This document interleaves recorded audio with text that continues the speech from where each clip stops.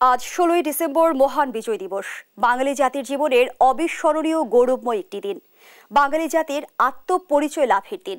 ১৯৭১ সালের আজকের এই দিনে পাকিস্তানি হানাদার বাহিনীর সঙ্গে দীর্ঘ ৯ মাসের রক্তক্ষয়ী সংঘর্ষের পর বাঙালি জাতি অর্জন করে তার শ্রেষ্ঠতম অর্জন বিজয়। বিজয়ের ৫৩ বছর পূর্ণ হলো আজ। এবারের বিজয় দিবসের সঙ্গে যুক্ত হয়েছে নতুন একটি অনুষঙ্গ। কারণ জুলাই আগস্ট আন্দোলনে যারা শহীদ হয়েছে তারাও এবার অঙ্গাঙ্গিভাবে মিশে আছে বিজয় দিবসে। সকল শহীদদের প্রতি বিনম্র শ্রদ্ধা জানিয়ে শুরু করছি দেশ টেলিভিশনের নিয়মিত আয়োজন জেরুসালেম নিবেদিত দেশ সর্বতিকের আজকের আয়োজন। ফারনাজ জুই থাকছি পুরো আয়োজন জুড়ে আপনাদের সঙ্গে। ঐক্যের প্রতিজ্ঞা ও নতুন প্রত্যাশা এই শিরোনামে আজ আমরা আলোচনা করব। আর আজকে আলোচনায় আবার মুখোমুখি হয়েছেন শফিকুল আলম, প্রধান উপদেষ্টার প্রেস সচিব। স্বাগত জানাচ্ছি আপনাকে, সেই সঙ্গে মহান বিজয় দিবসের শুভেচ্ছা। Thank you. যেমনটি বলছিলাম যে বিজয়ের ৫৩ বছর পূর্ণ হলো আজ, কিন্তু যে স্বপ্ন নিয়ে লাখো মানুষ প্রাণ দিয়েছিল সেই স্বপ্নের কতটা বাস্তবায়ন আমরা করতে পেরেছি? না, এটা আমাদের খুবই দুঃখের বিষয় যে আমরা আমাদের পূর্বপুরুষরা, আমাদের বাবারা, আমাদের ভাইরা বা আমাদের কারো কারো ক্ষেত্রে দাদারা যেই জন্য দেশটাকে স্বাধীন করলেন রক্তক্ষয়ী একটা যুদ্ধের পরে, বাংলাদেশের সবচেয়ে মহত্তম বিজয় এটা।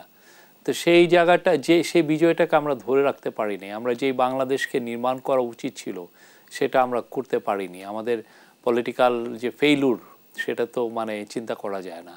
বিশেষ করে আপনার পোস্ট 71-এর পরেই আপনি যদি দেখেন 72 থেকে 75-এর যে গভর্নমেন্টটা, সেটার series of blunder, series of এমন সব ডিসিশনে যে পুরো বাংলাদেশকে অন্যদিকে বেলাইনে নিয়ে গেলেন একবারে। আপনি 74-এর যে ফ্যামিনটা ছিল সেটা ভয়াবহ ছিল, 10 লক্ষ, অনেকে বলেন 10 লক্ষর মতো লোক মারা গেছে। তারপরে 75-এ আপনি একনায়কতন্ত্র জারি হলো, নিউজ পেপারের স্বাধীনতা ক্ষুণ্ণ হলো, তারপরে রক্ষী বাহিনী হলো যার দিয়ে আমরা এক্সট্রা জুডিশিয়াল কিলিংটাকে আমরা নর্মালাইজ করলাম। পরে তো অনেকগুলো মিলিটারি গভর্নমেন্ট আসলো, বা পরবর্তীতে পোস্ট 90s-এ যেটা আমরা রিকনস্ট্রাকশন করলাম, যেটা আন্দোলনের পরে এনটি এরশাদ আন্দোলনের পরে আমরা যেই বাংলাদেশকে চেলাম যে না আমাদের তো মূল সমস্যাগুলো হচ্ছে যে ট্রান্সফার অফ পাওয়ার, ওইটাকে আমরা ফিক্স করতে গেলাম কেয়ারটেকার গভর্নমেন্টের মাধ্যমে। সেটাও তো টিকলো না, সেটা প্রায় 15-20 বছরের মধ্যে সেটাকে হলো এবং শেখ হাসিনা সেটাকে কবরে দিয়ে উনি একনায়কতন্ত্র জারি করলেন। এবং গত 15টা বছর আপনি দেখেন যিনি নিজেকে বলেন যে উনি তার বাবা বাংলাদেশের স্বাধীনতার অন্যতম একজন স্থপতি, তার কন্যা হয়ে উনি যে কাজটা আমাদের সবার স্বাধীনতা উনি কেড়ে নিলেন। ওনার হাত দিয়ে কী হলো দেখেন, এক্সট্রা জুডিশিয়াল হাজার হাজার মানুষ গুম হয়েছে, হাজার হাজার মানুষ এক্সট্রা জুডিশিয়াল কিলিং হয়েছে। বিএনপি বলে তার 60 লক্ষ লোকের এগেনস্টে কেস দেওয়া হয়েছে, জামাতেরও প্রচুর লোকের কেস দেওয়া হয়েছে, লক্ষ লক্ষ লোক অ্যারেস্টেড হয়েছে।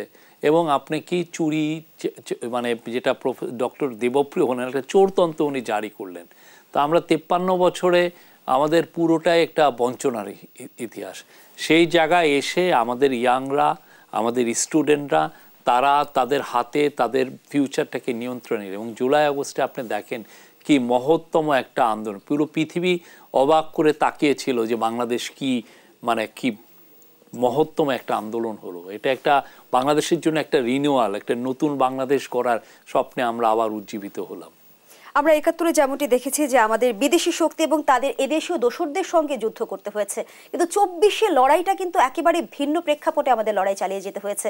আমাদের অভ্যন্তরীণ শত্রুর সাথে লড়াই হয়েছে, যেখানে আমাদের মূলত লড়াই হয়েছে দুর্নীতির সাথে, অপরাজনীতির সাথে, স্বৈরতন্ত্রের সাথে। না, আমরা তো ধরেন আপনি ইয়াহিয়া খান আমাদের ভাই বোন, দাদা দাদি, আমার বাবা মা সবাইকে উনি মারলেন, খুন করলেন, উনি তার পাক হানাদার বাহিনীকে লেলিয়ে দিলেন আমাদের এগেনস্টে। আমরা তো সে কি ছিল, সে পাঠান ছিল, সে পাঞ্জাবি এলিটদের সে পার্ট ছিল। সে বাঙালিদেরকে তারা এক ধরনের ইনফিরিয়র, তাদের উপরে একটা যুদ্ধ চাপিয়ে দিয়ে পুরো আমাদেরকে তারা এক ধরনের সাবডিউ করতে চেলেন, এক ধরনের পুরো তার। তো সেই জায়গার থেকে আপনি ধরেন, কিন্তু আপনি এই কন্ট্রাস্টটা দেখেন, ওইটা এবারে যেটা গত 15 বছরে যেটা হলো যে আমাদেরই একজন লোক বাঙালি নিজেকে খুব প্রাউড বাঙালি বলতেন, সেই দেখেন যে আপনি আমাদের লোককে মারছেন উনি। নির্বিচারে। আপনি এই যে গুম কমিশনের রিপোর্টটা দেখেন, একজনকে ধরে নিয়ে আসছে, তার আপনি মুখ সেলাই করে দিচ্ছে, আপনি একজনকে মারছে, মেরে তাকে নদীতে আপনি ভাসায় দিচ্ছে, বা ট্রেনে। আপনি যে কি ভয়াবহ, আপনি কি চিন্তা করতে পারেন যে আপনারই যে লোকটা করছে সে হয়তো আপনারই চাস্তো ভাই, বা যে করতেছে পুরো দেখা যাচ্ছে যে পুরো একটা পলিটিক্যাল ইনফ্রাস্ট্রাকচার তৈরি করছে এটা কিলিংয়ের জন্য, এবং অ্যাট দ্য সেম টাইম সমাজের অনেক এবং অনেক সাংবাদিকও এটাকে সাপোর্ট করছেন অন্ধের মতো, যে কাজগুলো করছেন সেটাকে, এবং তারা বৈধতা দিচ্ছেন, তারা এটা লেজিটিমেসি ক্রিয়েট করছেন যে এদেরকে যাতে মারা হয়। কি ভয়ানক একটা সময়, আপনি যদি ঠান্ডা মাথায় চিন্তা করেন, মানে কি একটা ভয়াবহ ডিক্টেটরশিপ এই শেখ হাসিনা তৈরি করেছিলেন। বিজয়ের এই মাসে, অর্জনের মাসে কিন্তু আমরা অনেককেই দেখছি যে ৭১-এর সাথে ২৪-এর এই অর্জনকে মুখোমুখি দাঁড় করাচ্ছে। কোন অর্জনই কি আসলে বিজয়ের মুখোমুখি? তো এটা প্রশ্নই ওঠে না। এটা হচ্ছে ৭১-এ আমাদের যে বীর, বাংলাদেশের যে বীরত্ব, বাঙালির যে বীরত্ব, সেটা আমরা একটা মহত্তম আমরা রূপ দেখেছি, সেটারই কন্টিনিউশন ছিল ২৪-এ। হ্যাঁ, আমরা ৭১-এর পুরো প্রেরণাকে ধারণ করি। ৭১-এ যে আমাদের যেই ৭১-এ যারা আপনি যে ক্র্যাক প্লাটুন দেখেন, তারা কত বয়স, তারাও তো স্টুডেন্ট ছিল। আপনি রুমির কথা দেখেন, তারা তো স্টুডেন্ট, তারা যেভাবে গিয়েছে ঠিক তেমনি এখন যারা নাহিদ ইসলাম বা আসিফ মাহমুদ বা সার্জিস আলম, এরাও তো স্টুডেন্ট, ওরাও দাঁড়িয়ে গেছে, বা আবু সাইদ দাঁড়িয়ে গেছে একদম স্টুডেন্ট। এটা জাস্ট তারা ৭১ তাদেরকে ইন্সপায়ার করেছে, এবং তারা সেই ইন্সপায়ার, এটা একটা মুক্তি, এটা একটা ফ্রিডমের জন্য যে মার্চ, আমরা ফ্রিডমের জন্য মার্চ করছি। যে ফ্রিডমটা আমরা যেইটা পেয়েছিলাম ১৬ই ডিসেম্বর, সেটা আসলে কিছু শকুনির হাতে চলে গিয়েছিল। সেই জায়গার থেকে আমরা আবার এটাকে, এই ফ্রিডমটাকে আবার আমরা আমাদের ফ্রিডমের জায়গাটা তৈরি করলাম। আমরা আবার সেই আন্দোলনের মাধ্যমে আমরা আমাদের যে ঋত গৌরব সেটাকে আবার ফিরে পেয়েছি, এবং আমরা এটাকে ধরে রাখার চেষ্টা হচ্ছে। আমরা বিগত সময় যেমনটি দেখেছি, বিজয়ের অর্জন এবং মুক্তিযুদ্ধের চেতনাকে দলীয়করণ করার এক ধরনের অপচেষ্টা করা হতো। অবশ্যই সেই জায়গা থেকে মুক্তিযুদ্ধের আমরা যদি সত্যিকারের মূল্যবোধের কথা বলি, সেটি আমরা কতটা ধারণ করতে পারছি? না, মুক্তিযুদ্ধ ছিল ধরেন একটা জনযুদ্ধ, এটা সমস্ত মানুষ, পার্টির লোকগুলো ছাড়াই কি মানুষজন মুক্তিযুদ্ধ করেনি? এই যে যারা ইপিআর ছিল, ইস্ট পাকিস্তান রাইফেলসের, ওনারা কি মুক্তিযুদ্ধে, ওনারা কি আওয়ামী লীগ করতেন নাকি? বা যারা মিলিটারিতে যারা ইয়াং অফিসার ২৪, ২৫, ৩০ বছরের, তারা কি আওয়ামী লীগ করতেন নাকি? তারা মুক্তির ডাক দেন নাই? তারা তো যে জায়গা থেকে বেরিয়ে আসছেন, আপনি যদি তাদের অনেকের জীবনী আছে পড়েন না, তারা কেউ কি আওয়ামী লীগ করতেন নাকি? তো মুক্তিযুদ্ধ তো আমাদের সবার একটা প্রাউডের জায়গা, প্রাইডের জায়গা, ঠিক না? সেই জায়গাটা ওরা নিয়ে নিলে হবে নাকি আওয়ামী লীগ? এখানে অন্যান্য আপনি অল পার্টি করেন নাই, ওইখানে কি ক্র্যাক প্লাটুনে আপনি যদি দেখেন, এরা কি আওয়ামী লীগ করতেন? তো এই জন্য যে আপনি আওয়ামী লীগ যেটা করেছে, যে এটা ন্যাক্কারজনকভাবে এটাকে একটা পণ্য বানিয়ে তার জন্য তার ইমেজটা বিল্ড আপ করার জন্য চেষ্টা করেছে, এটা একটা খুবই ন্যাক্কারজনক একটা কাজ। মুক্তিযুদ্ধকে এটা সবার, বাংলাদেশের সমস্ত মানুষের গৌরবের জিনিস। এটা আমাদের ইতিহাস বিকৃতির এক ধরনের অপসংস্কৃতিই বলবো আছে, এবং বিগত সময় আমরা বারবার সেই বিষয়টি দেখেছি। ইতিহাস চর্চা মানে নির্মোহভাবে তথ্য সংগ্রহ, বিশ্লেষণ। আমাদের সামাজিক রাজনৈতিক বাস্তবতায় সেটি কতটুকু সম্ভব? আমাদের একটা ভুল যেটা হয়েছে সেটা হচ্ছে যে আমাদের গভর্নমেন্টের থেকে ইতিহাস রাইটিংয়ের প্রজেক্ট নেওয়াই ঠিক না। আপনি যখনই গভর্নমেন্ট একটা প্রজেক্ট নেয় ইতিহাস লেখার, তখন হয় কি গভর্নমেন্টের যেটা বিলিভ সেটা এখানে ইম্পোজ হয়ে যায়, তখন আর ইতিহাস থাকে না, এটা একটা প্রোপাগান্ডা হয়ে যায়। তো আমাদের যেটা মনে হয় যে ইতিহাস বেত্তারা লেখুক, যারা ইতিহাসের বড় প্রফেসর আছেন তারা লেখুক, তারাও, এবং গভর্নমেন্টের থেকে, এবং গভর্নমেন্ট যেন এখানে হেল্পও না করে। গভর্নমেন্ট তার কথা বলবে, কিন্তু ইতিহাস যারা লিখবেন, যারা নির্মোহভাবে লিখবেন পুরো ইয়েটা, এবং যেটা যখনই দেখা যায় যে অনেকে চান যে গভর্নমেন্ট এসে এই পুরো জিনিসটাকে ঠিক করুক, আমাদের বলা উচিত যে গভর্নমেন্ট এটা যাতে এমন একটা কালচার ফোস্টার করে, এই কালচারের মধ্যে যাতে নির্মোহভাবে আমরা ইতিহাসটা লিখতে পারি, এটা দরকার। তাহলে হয় কি ওইটা সর্বজন গ্রাহ্য হয়, আপনারটা সবাই নেবে। কিন্তু আপনি যখন গভর্নমেন্ট লিখে ফেলবে, তখন মানুষ সন্দেহ করা শুরু করবে, এটা কি ওদের বা ভাববে যে এটা আওয়ামী ইতিহাস, বা অনেকে বলবে এটা বিএনপির ইতিহাস। এটা ঠিক না। এই জায়গাটা আমার মনে হয় যে সিস্টেমেটিক্যালি আমাদের ফেইলিউর ছিল। গভর্নমেন্ট এই জায়গায় যাওয়াই ঠিক হয় নাই। গভর্নমেন্ট অবশ্যই ঐতিহাসিক দিনগুলো পালন করবে, ওইদের বাস্তবতা ওইকে মার্ক করবে। আমরা অবশ্যই আমাদের ঐতিহাসিক যতগুলো দিন আছে, ঐতিহাসিক ঘটনাকে আমরা তুলে ধরবো। বাট যখন বিরাট আকারে যখন ইতিহাস লিখবে, সেটা জন্য ইন্ডিপেন্ডেন্ট প্যানেল করে, তারা করে, তাহলে হয় কি ওইটা নিয়ে তখন আর কথা হয় না। তখন এটা একটা সমাজের সবার কাছে গ্রাহ্য হয়, সবাই এটাকে নেয়। ইতিহাস সংরক্ষণ নিয়ে আপনাদের কোনো পরিকল্পনা রয়েছে? ইতিহাস সংরক্ষণের ক্ষেত্রেও গভর্নমেন্ট হেল্প করতে পারে।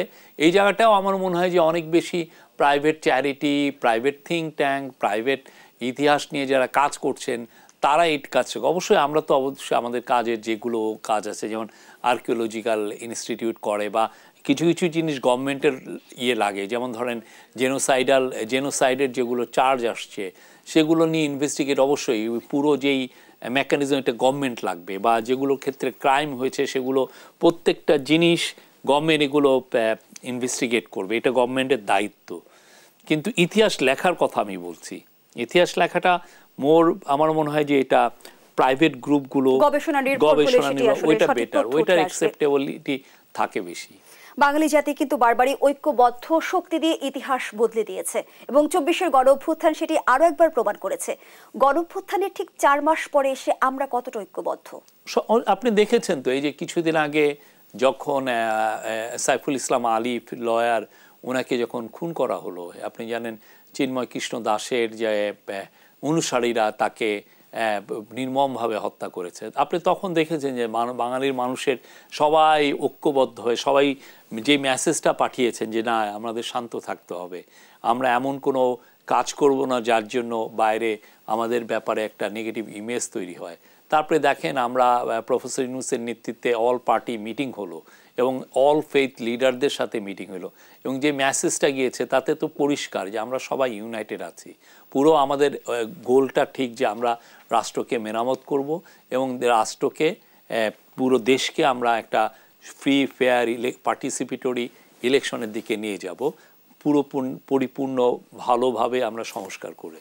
এবং এই জায়গায় দেখেন সবাই এক। আপনি যে মেসেজগুলো এসছে, প্রত্যেকটা পার্টি ওই প্রফেসর ইউনূসের ডাকে এসে মিটিংটা করেছেন, এবং সমস্ত ধর্মের লিডাররা আসছেন, এসে তারাও ঐক্যবদ্ধ একটা মেসেজ দিয়েছেন যে ঐক্যের যে উনি যে ন্যাশনাল ইউনিটির ডাক দিয়েছেন, সবাই কিন্তু সেই ডাকে সাড়া দিয়েছেন। আমরা বিগত সময়ে যেমনটি দেখেছি যে বাংলাদেশের প্রেক্ষাপটে জাতীয় ঐক্যের সুযোগ আগেও এসেছে, কিন্তু শেষ পর্যন্ত যে রাজনৈতিক দ্বন্দ্ব কিংবা ক্ষমতার লড়াইয়ের কারণে বাস্তবায়ন করা যায়নি। এবার আপনারা কতটা আশাবাদী? আমাদের মনে হয় যে আমরা ইতিহাস থেকে তো আমাদের শেখা উচিত, যে আমাদের বোঝা উচিত যে আমরা 1990 সালের যে মহৎ একটা আন্দোলনের ফলে এরশাদ চলে যাওয়ার পরে, আপনি জানতেন যে তখন 15 পার্টি ছিল, 15 পার্টির একটা ব্লক ছিল, 7 পার্টির একটা অ্যালায়েন্স ছিল, তারপরে অন্যান্য পার্টিগুলোও ছিল। তারা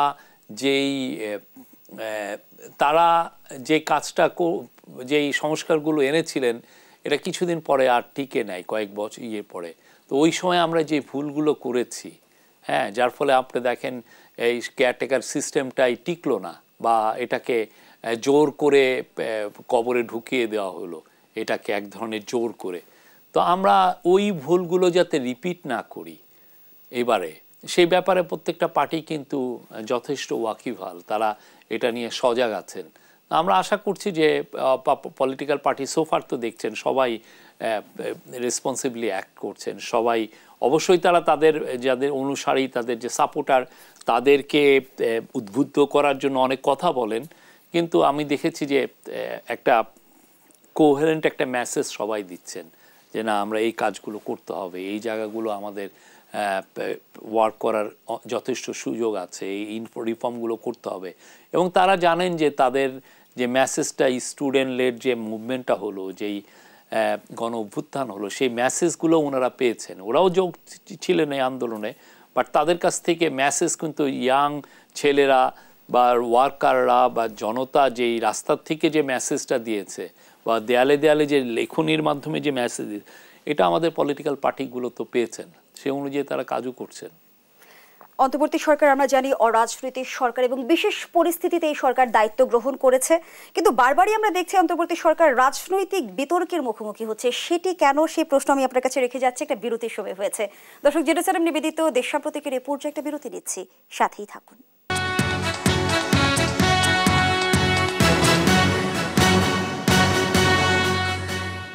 বিরতির পর আরো একবার আমন্ত্রণ জানাচ্ছি। আপনারা দেখছেন দেশ টেলিভিশনের নিয়মিত আয়োজন জেরুজালেম নিবেদিত দেশ সাম্প্রতিক। আমরা আবারও ফিরছি আলোচনায়।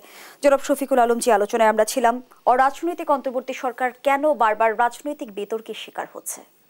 না, এটা আমার মনে হয় যে এটা আপনারা একটা ভুল ইন্টারপ্রিটেশন হচ্ছে। সবাই তো তাদের কনস্টিটিউয়েন্সি বা তাদের সাপোর্টারকে সামনে রেখেই কথা বলেন, তো যেটা যেই জন্য হয় যে ওদের কথার সাথে আমাদের কথার মিল হয় না। আমরা তো গভর্নমেন্টে আছি, আপনারা তো গভর্নমেন্টকে প্লিজ করে তো আর সবাই সব কথা বলেন না। তো ফলে যেটা মনে হয় যে আমাদের সাথে বুঝি একটা কোলিশন কোর্স আছে, সেই ব্যাপারটা সেটা না। আমাদের সাথে ওনাদের খুবই ভালো সম্পর্ক, তারা আমাদের অংশীজন। এবং আপনি দেখেছেন প্রফেসর ইউনূস ইন্টারিম গভর্নমেন্টের প্রধান হওয়ার পরের থেকেই ওনাদের সাথে চলমান একটা ডায়ালগ চালিয়ে যাচ্ছেন। একটা ডায়ালগ বারবার যখনই কোনো একটা ইস্যু আছে বা কোনো বৃহত্তর কোনো ঘটনা ঘটলে তাদের সাথে কথা বলছেন নিয়মিত, একদম তারাও আসছেন, কথা বলছেন। এছাড়াও তো ইনফর্মাল চ্যানেলে প্রচুর কথা হচ্ছে। ফলে আমরা মনে করি না যে এই ধরনের এটা ঠিক। আমরা মনে করি যে এই গভর্নমেন্টের কাজ হচ্ছে ফ্যাসিলিটেটর, তারা ফ্যাসিলিটেট করছে। আমরা রিফর্মটাও আমরা ফ্যাসিলিটেট করছি এবং এটার রিফর্মের পুরো কাজটায় আমরা পলিটিক্যাল পার্টিগুলোকে তো ইনভলভ করব, তাদের সাথে ডিসকাশন হবে, তারা তারপরে যেটা কনসেনসাসে আসে সেটাকে আমরা একসাথে মিলে এটা ইমপ্লিমেন্ট করব। সেই জন্যই তো প্রফেসর ইউনূস আজকে দেখলেন জাতির উদ্দেশ্যে ভাষণে বলেছেন যে একটা কনসেনসাস কমিশন হচ্ছেন, উনি নিজে এটার প্রধান হবেন এবং ডক্টর আলী রিয়াজ এটার ভাইস চেয়ারম্যান হবেন। ওনারা এই পলিটিক্যাল পার্টির সাথে কথা বলবেন, বলে যে রিফর্মগুলো হচ্ছে এই রিফর্মগুলো নিয়ে পলিটিক্যাল পার্টিগুলোর সাথেই মূলত কথা হবে, হয়ে তখন রিপোর্টটা ইমপ্লিমেন্ট হবে। সেটা কনস্টিটিউশনাল রিফর্ম হোক, সেটা ইলেকশন রিফর্ম হোক, ব্যুরোক্রেটিক রিফর্ম হোক, বা পুলিশ বা জুডিশিয়ারি রিফর্ম হোক, বা অ্যান্টি করাপশনের রিফর্ম হোক। সম্প্রতি তথ্য সম্প্রচার উপদেষ্টা নাহিদ ইসলাম যেমনটি বলেছেন যে রাজনৈতিক দলগুলো চাইছে সংস্কার তাদের অধীনেই হোক, তাই তারা অন্তর্বর্তী সরকারকে ব্যর্থ প্রমাণ করার চেষ্টা করছে। আসলেই কি তাই? আমার মনে হয় এটা একটা ভুল বুঝাবুঝি হয়েছে এইটা নিয়ে। এটা আমার মনে হয় না উনি যেইভাবে বক্তব্যটা দিয়েছিলেন সেটা সেইভাবে আসেনি, আমার যেটা মনে হয়। সেই জন্য আমি এটা নিয়ে কমেন্ট করতে চাচ্ছি না। আমরা একটু রাজনীতির সংস্কৃতি নিয়ে জানতে চাই আপনার কাছ থেকে। আমরা যেমনটি আপনিও বলছিলেন যে 53 বছর আসলে অপরাজনীতির কারণে বাংলাদেশের পুরো রাষ্ট্রীয় কাঠামোতে কিভাবে ক্ষত তৈরি হয়েছে। সুস্থ ধারার রাজনীতি থেকে আমরা এখনো কতটা দূরে? আমরা তো সুস্থ ধারার রাজনীতির কারণেই তো মহৎ একটা আন্দোলন হলো। আমরা রাজনীতিটাকে আমরা সুস্থ ধারায় আনার জন্যই তো এই জুলাইয়ের গণ অভ্যুত্থান, ঠিক না? এটা তো পৃথিবীর সর্বোৎকৃষ্ট একটা সুস্থ ধারার রাজনীতি। ছেলেরা সব দাঁড়িয়ে গেলেন এভাবে, ঠিক না? তারা তো অন্য কিছু করলেন, তারা স্ট্রিটে এসে, যেটা একদম মহত্ব, মানুষ যেটা যখন আনহ্যাপি হয় কোনো জিনিস প্রোটেস্ট করে, তো প্রোটেস্টের ভাষাটা সেই স্ট্রিটে তো নন ভায়োলেন্ট, তারা নন ভায়োলেন্ট হয়েতে মিছিল করে তারা জানাচ্ছেন যে এটা তো তো আমরা এই সেটার সর্বোৎকৃষ্ট উদাহরণ তো আমরা দেখলাম। সংস্কার আগে না নির্বাচন আগে হবে, এ নিয়ে রাজনৈতিক দল কিংবা অন্তর্বর্তী সরকারের মধ্যে কোনো মতবিরোধ রয়েছে কি? না, এটা হয়নি। আপনি তো আজকে তো দেখলেন, তো স্যার অলরেডি তো এটা বললেনই, একটা টাইম লাইন দিয়ে দিয়েছেন যে ডিসেম্বর 2025 থেকে 2026-এর জুন 30-এর মধ্যে ইলেকশন আমরা করতে চাচ্ছি। তো সেটা একটা তো টাইম লাইন দেওয়া হয়েছে যে এটা হচ্ছে আমাদের এক্সপেক্টেড টাইম লাইন। এবং তার আগেই যদি ডিসেম্বরে চায় তাহলে সেক্ষেত্রে আমরা আগেই উনি বলেই নিচ্ছেন যে সেক্ষেত্রে হয়তো বা রিফর্ম যেটা ডিজায়ার করছে মানুষ সেটা হয়তো হবে না। আর যদি আরও 6 মাস সময় পাওয়া যায় সেক্ষেত্রে হয়তো আরও কিছু রিফর্ম করা যাবে। পুরো জিনিসটা খুব স্পষ্টভাবে উনি তার জাতির উদ্দেশ্যে ভাষণে বলেছেন। এই মুহূর্তে আমরা দেখতে পাচ্ছি বৈষম্য বিরোধী ছাত্র আন্দোলন 3টি পক্ষ হয়ে কাজ করছে। একটি পক্ষ সরকারে আছে, বৈষম্য বিরোধী আন্দোলনের প্ল্যাটফর্মে একটি পক্ষ কাজ করছে, এবং জাতীয় নাগরিক কমিটি হিসেবে রাজনৈতিক দল গঠন করার উদ্দেশ্যে একটি পক্ষ কাজ করছে। অনেকে অভিযোগ করছে যে সরকারের আনুকূল্য নিয়ে জাতীয় নাগরিক কমিটি আসলে কিংস পার্টিতে রূপান্তরিত হবে। আমরা কি নাগরিক কমিটিকে কোনো ধরনের কোনো প্ল্যাটফর্ম দিয়েছি, দেখেছেন আপনি এটা? এই অভিযোগগুলো কেন আসছে? অভিযোগগুলো কেউ করতেই পারে, কত ধরনের অভিযোগই তো অনলাইনে আছে, আপনিও অভিযোগ করতে পারেন, এটা তো আর বিষয় না। কিন্তু আপনার কথা হচ্ছে যে আপনার এভিডেন্সটা কি, আমরা কি এরকম কোনো কাজ করেছি যে যাতে ইমপ্রেশনটা যায় যে আমরা নাগরিক কমিটিকে প্রমোট করছি? সেরকম তো আমরা কিছু করছি না। আমাদের এ ব্যাপারে এক ধরনের অন্ধত্ব আছে, আমরা কারো প্রতি কোনো ধরনের আমরা পক্ষপাতিত্ব করছি না। আমরা পলিটিক্যাল পার্টি, সবাই আমাদের অংশীজন, তাদের সবার সাথেই আমাদের ভালো সম্পর্ক। এবং রাজনৈতিক অঙ্গনে একটি গুঞ্জন শোনা যায় যে নতুন রাজনৈতিক দল গঠন করার লক্ষ্যে নির্বাচনকে বিলম্বিত করার প্রয়াস চালাচ্ছে একটি পক্ষ। নির্বাচনের যে আজকে যেমন ধরেন উনি যে টাইম লাইনটা দিলেন, দেখেন সবাই কিন্তু ওয়েলকাম করেছে। তো ফলে এই কথাটা তাহলে তো আমার মনে হয় না যে এটা ঠিক। সবাই আমরা যে টাইম লাইন উনি দিয়েছেন সবাই কিন্তু একসেপ্ট করেছে যে না, এই টাইম লাইনটা ঠিক আছে। দিস ইজ মানে বিকজ আপনি তো কিছু রিফর্ম তো করতে হবে। যে আন্দোলনের মূল ডাকটা কী ছিল? রাষ্ট্র সংস্কার করতে হবে। আপনি দেয়ালে দেয়ালে লেখা, রাষ্ট্র সংস্কার করার জন্য তো আপনি কিছু সময় দিবেন। এটা তো সেই আগের কেয়ারটেকার গভর্নমেন্ট সিস্টেম না যে আপনি 3 মাসের জন্য আসলো, এসে একটা ইলেকশন করে তারা চলে গেল, সেটা তো না। ইন্টারিম গভর্নমেন্টের দায়িত্ব যেটা হচ্ছে যে তারা একটা বড় রকমের রিফর্ম করবেন, সেই দায়িত্ব থেকেই তো আমাদের আশা, সেই কাজটা আমরা করছি। নির্বাচন যদি 2025-এ শেষ নাগাদ হয়, তাহলে আমরা যদি 1 বছর সময়সীমা ধরে নেই, আমরা রাষ্ট্রীয় ব্যবস্থার যে ধসে পড়া ব্যবস্থা আমরা দেখেছি, যে ক্ষত আমরা দেখেছি, রিফর্ম বা সংস্কার কি সে 1 বছরের সময়সীমার মধ্যে করা সম্ভব? রিফর্মটা একটা চলমান প্রক্রিয়া। আমরা যেটা হচ্ছে যে একটা স্ট্রাকচার দাঁড় করিয়ে দিতে পারবো, আমার যেটা মনে হয়। আমরা তো সর্বোচ্চ চেষ্টা করব যে বাংলাদেশের যে ইনস্টিটিউশনগুলো, যেটা শেখ হাসিনা একদম ধ্বংস করে দিয়েছেন, সেগুলোকে আবার রিপেয়ার করে একটা ভালো জায়গায় নেওয়া, যাতে তারা তাদের পায়ের উপরে দাঁড় করিয়ে থাকতে দাঁড় হয়ে থাকতে পারে, দাঁড়িয়ে থাকতে পারে। কিন্তু এটার জন্য সময় অবশ্যই লাগবে। আর কিছু কিছু রিফর্ম এর সাথে কালচারও জড়িত। আপনি ইচ্ছা করলে এই রিফর্মটা তো আর আপনি একদিনে হবে না, আপনি লিখে দিলেন আর সেভাবে তো অনেক সময় হয় না। ওইটার জন্য কালচারটা তৈরি হতে হয়, সেটার জন্য সময় নেবে। বাট আমাদের যে কাজটা থাকবে, যে 6টা মেজর কমিশন যে তাদের রিপোর্ট যা দিবে, সেটা থেকে পলিটিক্যাল পার্টির সাথে যে কনসেনসাসে যেই রিফর্মটুকু টিকবে, সেই রিফর্মটুকু ইমপ্লিমেন্ট করা, সেটা আমাদের খুবই, আমরা এইটা খুবই দ্ব্যর্থহীন কণ্ঠে আমরা বলতে পারি যে এই কাজটা আমরা করব। আমরা 11 সরকারের সময়ও দেখেছিলাম বেশ কিছু সংস্কারের উদ্যোগ নেওয়া হয়েছিল, যেগুলো পরবর্তী সময়ে যে আর আলোর মুখ দেখেনি। এবারও যে আসলে নির্বাচিত সরকার সংস্কারের এই প্রস্তাবগুলো বাস্তবায়ন করবে, সেই নিশ্চয়তা আমরা কোথায় পাবো? 11 গভর্নমেন্টের ম্যান্ডেটই ছিল না। 11 গভর্নমেন্টটা ছিল হচ্ছে একটা দখলবাজ গভর্নমেন্ট। তারা এসে একটা প্রেসিডেন্টের মাথায় পিস্তল ঠেকিয়ে ক্ষমতা নিয়েছিল, ঠিক আছে। ফলে যেটা হয়েছে, দখলবাজ গভর্নমেন্টের তো তার যাই করে সেটা কন্ট্রোভার্সিয়াল হয়ে যায়। আপনি যাই করেন না, আপনি এবং সৎ উদ্দেশ্য নিয়েও যদি আপনি কাজটা করেন, সেটা ধোপে টিকে না, মনে হয় যে না আপনি জোর করে চাপিয়ে দিলেন।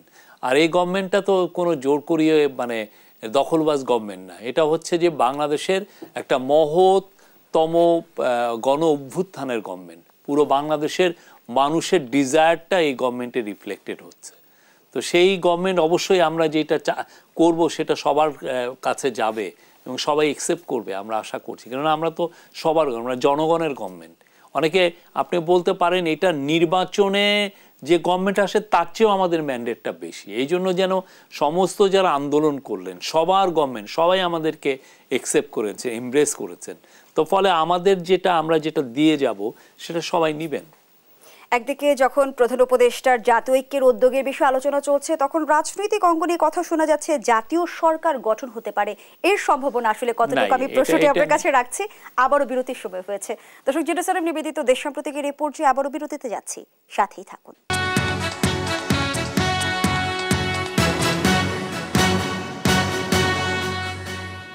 ফিরে এলাম, আপনারা দেখছেন জেরুজালেম নিবেদিত দেশ সাম্প্রতিক, ঐক্যের প্রতিজ্ঞা ও নতুন প্রত্যাশা, এই শিরোনামে চলছে আজকের আলোচনা। আজকের আলোচনা আমাদের মুখোমুখি হয়েছেন প্রধান উপদেষ্টার প্রেস সচিব শফিকুল আলম। ফিরছি আবারও আলোচনায়। জনাব শফিকুল আলম, যে প্রশ্নটি আপনার কাছে ছিল, যে রাজনৈতিক অঙ্গনে একটা গুঞ্জনই শুনতে পাচ্ছি যে জাতীয় সরকার গঠন হতে পারে, এর সম্ভাবনা কতটুকু? না, আমি শুনি নাই, এই বিষয়ে আমি কিছু শুনি নাই। এ ধরনের কোনো গুঞ্জনও আমার কানে আসে নাই। আমরা গণঅভ্যুত্থানের পরে যে বিষয়টি খুব জোরালোভাবে লক্ষ্য করছি সেটি হচ্ছে বাংলাদেশ ভারত সম্পর্কে এক ধরনের টানাপোড়েন। ভারতীয় গণমাধ্যমে নানা অপপ্রচার যেমনটি আমরা দেখেছি, ষড়যন্ত্র, উস্কানিমূলক আচরণ এবং বাংলাদেশ সহকারী হাইকমিশনে হামলার মতো ঘটনা ঘটলো এবং বাংলাদেশের জাতীয় পতাকা অবমাননার মতো ঘটনা পর্যন্ত ঘটেছে। এই মুহূর্তের বাস্তবতা জানতে চাই, ভারত বাংলাদেশ সম্পর্কটা আসলে এই মুহূর্তে কেমন? না, আমরা তো চাই ইন্ডিয়ার সাথে আমাদের সম্পর্ক ভালো হোক। এটা তো যেহেতু ওরা আমাদের বড় একজন নেইবার এবং তাদের ইকোনমি যেহেতু গ্রোয়িং হচ্ছে, ভালোভাবে গ্রো হচ্ছে, তা আমরা চাই তাদের সাথে আমাদের সম্পর্কটা মজবুত হোক।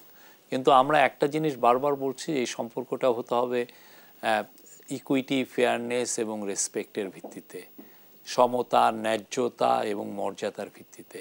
আমি আপনাকে রেসপেক্ট করব, আপনিও আমাকে রেসপেক্ট করবেন।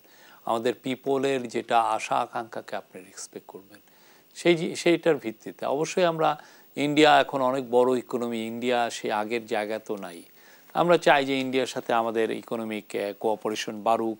আমরা সার্কের রিভাইভাল চাচ্ছি, সার্কের সবচেয়ে বড় দেশ ইন্ডিয়া, তো সেই জন্য ইন্ডিয়ার সাথে আমাদের সম্পর্কটি যদি বাড়ে, সার্কের সাথে, সার্কের পুরো অবকাঠামোয় যদি ইন্ডিয়াও এটাকে যদি হেল্প করে, যে এটাকে রিভাইভালের ক্ষেত্রে আমরা সবাই বেনিফিটেড হব। আমরা ইন্ডিয়া, আপনি দেখেছেন যে ট্রাইপার্টিয়েট একটা এগ্রিমেন্টও হয়েছে, যার আন্ডারে আমরা নেপাল থেকে বিদ্যুৎ আনতে পারছি, নেপাল থেকে ইন্ডিয়া হয়ে বাংলাদেশে আসছে। এবং এটা যদি আমাদের এই কোঅপারেশনটা যদি মজবুত হয়, তাহলে যেটা হবে যে আমরা নেপালে, আপনি জানেন, প্রচুর হাইড্রো ইলেকট্রিসিটি হওয়ার সম্ভাবনা আছে। ওরা এস্টিমেট করেছে 40,000 মেগাওয়াট, এবং এটা খুবই কম মূল্যে পাওয়া যায়। তা আমরা যদি ওদের কাছ থেকে নিয়ে আসতে পারি 1010 বা মেগাওয়াটও যদি আনতে পারি, বা 5000ও, তাহলেও তো অনেক। তাহলে হয় কি, আমাদের এই জীবাশ্ম ফসিল ফুয়েলটা আমাদের পোড়াতে হয় না। এটা আমরা, সেক্ষেত্রে আমাদের সাথে ইন্ডিয়ার সাথে সে লেভেলের কোঅপারেশনটা লাগবে, বা ভুটানের সাথে লাগবে। বিগত সময় আমরা যেমনটি দেখেছি, ভারতের হেজিমনি আচরণ, সেই জায়গা থেকে বেরিয়ে তারা দায়িত্বশীল প্রতিবেশীর আচরণ করবে, এমনটি কি আমরা প্রত্যাশা রাখতে পারি? আমরা তো আশা করতে পারি, ঠিক না? আমরা মনে করি, এবং আপনি দেখেছেন যে বিক্রম মিশ্রি এসেছিলেন, আমরা তো অনেক আলোচনাই তো করেছি তার সাথে। আপনি নিশ্চয় অবগত আছেন, বাংলাদেশের বিজয় দিবসকে নিজেদের বলে দাবি করেছেন নরেন্দ্র মোদী। এই বিষয়ে আপনার মতামত জানতে চাই। এটা নিয়ে আমাদের ডক্টর আসিফ নজরুল একটা খুব ভালো লিখেছেন, আপনি একটু দেখবেন। ইন্ডিয়া আমাদের এটা পুরো বিজয়টা আমাদের বিজয়। আমরা 9 মাস স্ট্রাগল করেছি। ইন্ডিয়ার সৈন্যরা অনেক পরে এসছে এই এই স্ট্রাগলে, আমাদের সাথে, আমাদের মিত্র হিসেবে, আমাদের একটা সাপোর্টিং অ্যালাই হিসেবে এসছে। তো এই ফাইটটা ছিল আমাদের, ভিক্টোরিটা আমাদের। আমরা দেখছি যে বাংলাদেশ মিয়ানমার সীমান্ত এক ধরনের উত্তেজনা লক্ষ্য করা যাচ্ছে, এবং সীমান্ত রেখার 270 কিলোমিটারই এখন আরাকান আর্মির দখলে। বাংলাদেশের জন্য কোনো নিরাপত্তা ঝুঁকি তৈরি করবে কিনা? না, সেই জন্য আমরা তো কাজ করছি, সে জায়গায় আমাদের সিকিউরিটি বাড়ানো হয়েছে। আমাদের এটা নিয়ে আমাদের একরস্তা জায়গার আমাদের যোগাযোগও বাড়ানোর হচ্ছে, আমরা চেষ্টা করছি। আমরা দেখছি যে যাতে এর ফলে নতুন করে যেন একটা রিফিউজি ক্রাইসিস না হয়, সেটার জন্য আমরা চেষ্টা করছি যথেষ্ট। আমরা এই ক্ষেত্রে আমাদের কাজ আমরা করছি। দেখা যাক, আমরা আশা করি যে এটা এর নতুন কোনো ক্রাইসিস তৈরি করবে না। অন্তর্বর্তীকালীন সরকার তার 4 মাস সময়সীমার মধ্যে কূটনৈতিক চ্যালেঞ্জ কতটা উতরে গেছে বলে মনে করেন? আমি তো মনে করি এই সরকারের একটা বড় একটা বিগ অ্যাচিভমেন্ট হচ্ছে যে আমরা একটা বড় রকমের কূটনৈতিক সমর্থন পেয়েছি পুরো বিশ্বের সবচেয়ে বড় বড় দেশগুলোর থেকে। আপনি দেখবেন ওয়েস্টার্ন সমস্ত ন্যাশন, ইউএস বলেন, ইউরোপিয়ান ইউনিয়ন বলেন, বা ইউরোপিয়ান ইউনিয়নে যারা বড় বড় দেশ আছে তারা বলেন, জার্মানি, ফ্রান্স, আবার ওই দিক দিয়ে ব্রিটেন বলেন, বা এদিক দিকে কানাডা বলেন, জাপান বলেন, সাউথ কোরিয়া বলেন। সাউথ কোরিয়া এখন তো বড় রিচ কান্ট্রি। তো এরা সবাই তো আমাদের সাথে আমাদেরকে তাদের সাপোর্ট দিয়েছে। চায়না বলেন, সব ধরনের সাপোর্ট আমরা পাচ্ছি, মিডল ইস্ট থেকে পাচ্ছি। এই ধরনের ওভারওয়েলমিং সাপোর্ট, এটা তো চিন্তাই করেন। ইউএন জেনারেল অ্যাসেম্বলিতে প্রফেসর ইউনুস যখন গেলেন, উনি he was treated like a rock star. সবাই তাকে আসছেন, তার সাথে কথা বলছেন, তার সাথে মত বিনিময় করছেন, তাদেরকে জিজ্ঞেস করছেন, তারাই যেচে জিজ্ঞেস করছেন যে আপনি কি লাগবে, কি ধরনের সাপোর্ট আমরা করতে পারি। এটা তো অভাবনীয়। আমরা ওইখানে আমরা এটা নিয়ে যতগুলো নিউজ হচ্ছে সব দেশে আমরা জানিয়েছি যে এই হচ্ছে। উনি 4টা দিনে উনি 52টা মিটিং করেছেন, এটা আনবিলিভেবল। যুক্তরাষ্ট্রের ক্ষমতার পালাবদলে বাংলাদেশের জন্য কোনো দিক দিয়ে কোনো চাপ সৃষ্টি করবে কি? আমার মনে হয় না, বরঞ্চ আমরা একটা দেখছি যে এটার কারণে আমাদের একটা ইনডাইরেক্ট একটা লাভ হতে পারে। সেটা হচ্ছে যে আমরা যেটা দেখছি যে ট্রাম্প অ্যাডমিনিস্ট্রেশন বা ট্রাম্পের এর আগে যা বক্তৃতায় উনি বলেছেন যে চায়নার উপর এক ধরনের ট্যারিফ ইম্পোজ করবেন, চায়নার গুডের উপরে, চায়না থেকে যে এই পণ্যগুলো ইউএসএতে যাচ্ছে। তার ফলে যেটা হয় যে যদি গার্মেন্টস প্রোডাক্টের উপরে ট্যারিফ ইম্পোজ হয় তাহলে দেখা যাবে যে চায়নার থেকে গার্মেন্টস আর আমেরিকায় অতটা নাও যেতে পারে। তো তখন যেই চাইনিজ যেগুলো গার্মেন্টস ফ্যাক্টরি সেগুলো অনেকাংশে হয়তো বা বাংলাদেশে বা অন্যান্য যে সমস্ত দেশে গার্মেন্টস যারা বানায় সেইখানে রিলোকেট হতে পারে। তো ফলে আমরা মনে করছি যে এটার ফলে উইনফল কিছু আমাদের ইম্প্যাক্ট হবে, যার ফলে আমরা আরও হয়তো বা গার্মেন্টসে আমাদের মানে গ্রোথটা আরও ত্বরান্বিত হবে, আরও বেটার জায়গায় যেতে পারবো। পতিত স্বৈরাচার শেখ হাসিনা আমরা দেখেছি ফাঁস হওয়া ফোন কলে একের পর এক হুমকি কিংবা হুঁশিয়ারি দিয়েছে, এবং সম্প্রতি যেমনটি আমরা দেখতে পাচ্ছি যে ভারতের মাটিতে বসে তিনি রাজনীতিতে সক্রিয় হওয়ার চেষ্টা করছে। এই বিষয়ে অন্তর্বর্তী সরকার কি ভাবছে? আমরা তো ইন্ডিয়াকে বলেছি যে উনি ওইখান থেকে যে কথা বলছেন সেটা প্রবলেম্যাটিক। আমরা সেই অনুযায়ী বিক্রম মিশ্রি তো বলেছেন যে ওনারা এটাকে সাপোর্ট করেন না, এটা জানিয়েছেন, আপনি দেখেছেন। কিন্তু আমাদের কথা একই যে উনি তো ফর্মার প্রাইম মিনিস্টার, উনি একজন খুনি। উনার যেটা হয়েছে যে উনি একটা ম্যাস মার্ডারার। ওনার আন্ডারে আপনি দেখেন না কি পরিমাণ খুন হয়েছে, কি পরিমাণ গুম হয়েছে, কি পরিমাণ টাকা লুটপাট হয়েছে প্রতি বছর। আমরা তো লিখি নাই, হোয়াইট পেপার কমিটি তারা দেখছে, এটা ইন্ডিপেন্ডেন্ট হোয়াইট পেপার কমিটি, তারাই বলছে যে প্রতি বছর $16 বিলিয়ন আপনার চুরি হয়ে ওই পাশে চলে গেছে। পুরো ব্যাংকিং সিস্টেমটা চলে গেছিল যারা হাসিনার সাথে কাছাকাছি, যেগুলো বিজনেসম্যান অলিগার্কদের হাতে চলে গেছিলো, যারা আপনি ইসলামী ব্যাংকের উপর কয়েকদিন আগে দেখেন না কয়েক কোটি টাকা কোলাটারালের এগেনস্টে দেখা যাচ্ছে তার 10 গুণ টাকা নিয়ে গেছে আরেকজন, 10, 15, 20 গুণ। এসালম পুরো ব্যাংকের পুরো টাকাটা সে নিয়ে এখন তার দেওয়ার কোনো ইয়েও নেই। এসালম কার কাছে ক্লোজ ছিল আমরা তো সবাই তো জানি। তো এই ধরনের একটা চোরতন্ত্র যিনি চালু করছেন তাকে যদি কথা বলতে দেওয়া হয়, এটা তো একটা ভয়াবহ জিনিস। আপনি কি ম্যাস মার্ডারকে আপনি কথা বলতে দিবেন? সে তো খুনি একজন। এই জুলাই আগস্টে কি পরিমাণ লোককে খুন করে। সেখানে আমার প্রশ্ন, ভারতের সাথে যেহেতু বাংলাদেশের প্রত্যর্পণ চুক্তি রয়েছে, শেখ হাসিনাকে আপনারা কবে ফেরত চাইবেন? আমরা এটার জন্য কিছু লিগ্যাল প্রসেস, আমরা অবশ্যই তাকে ফেরত চাবো, এটা আমাদের একদম কমিটমেন্ট। এটা আমাদের ইন্ডিয়ার সাথে আমাদের এক্সট্রাডিশন ট্রিটি আছে, কিন্তু যেটা হচ্ছে যে এটার জন্য কিছু লিগ্যাল প্রসিডিউরটাকে আমাদেরকে করতে হবে। সেই লিগ্যাল প্রসিডিউর করে তাকে প্রত্যর্পণ আমরা চাবো। ভারতের বডি ল্যাঙ্গুয়েজ কি বলে? শেখ হাসিনাকে ফেরত চাইলে তারা কি হাসিনাকে ফিরিয়ে দেবে? সেটা তো আমরা জানি না, সেটা ভারতের বিষয়। আমরা আমাদের কাজটা করব, আমরা অবশ্যই চাবো। আর যেহেতু তার সাথে আমাদের এক্সট্রাডিশন ট্রিটি আছে, অবশ্যই এটা তো আমরা মনে করি যে তারা তাকে পাঠাবেন। হ্যাঁ, আর তিনি যেই পরিমাণ গুম খুন করেছেন তার অবশ্যই তো বিচারের আওতায় আসতে হবে, ঠিক না? আপনি চুরি, সে একজন তো ম্যাস মার্ডারার। আমরা আমাদের আয়োজনের একেবারেই শেষ পর্যায়ে শেষ প্রশ্নটি আপনার কাছে করতে চাই, আপনার প্রত্যাশার কথা জানতে চাই বাংলাদেশ নিয়ে। আমাদের প্রত্যাশা হচ্ছে যারা স্টুডেন্টরা যে প্রত্যাশা আমাদের কাছে আশা করছে সেটাই আমরা যেন করতে পারি। আমাদের মূল কাজটা হচ্ছে সংস্কার করা এবং সংস্কারকে ফ্যাসিলিটেট করা, এবং আমরা যেন একটা দেশটাকে একটা এমন একটা জায়গায় নিয়ে যাই যেখানে আবার দেশটা আবার ইকোনমিতে টেক অফ করতে পারে। আমরা যে জায়গাটায় গত 15 বছরে যেই জায়গাটা আমাদের থেকে যে চুরি চামারি করে যেই আমাদেরকে পিছিয়ে দিয়েছিল, সেই জায়গাটাকে আমরা দূরে সরিয়ে দিয়ে নতুন একটা বাংলাদেশের যে যাত্রা, সেই যাত্রাটা যাতে আমরা ভালোভাবে শুরু করতে পারি, সেটা হলো আমাদের আশা। এবং আমরা মনে করছি যে আমরা রাইট অন ট্র্যাক, আমরা সেই জায়গা দিয়ে যাচ্ছি। অসংখ্য ধন্যবাদ জানাচ্ছি জনাব শফিকুল আলম। আমরা আমাদের আয়োজনের একেবারেই শেষ পর্যায়ে। দর্শক, এখানেই শেষ করছি জেরুসালেম নিবেদিত দেশ সাম্প্রতিকের আজকের আয়োজন। ধন্যবাদ এতক্ষণ আমাদের সাথে থাকার জন্য।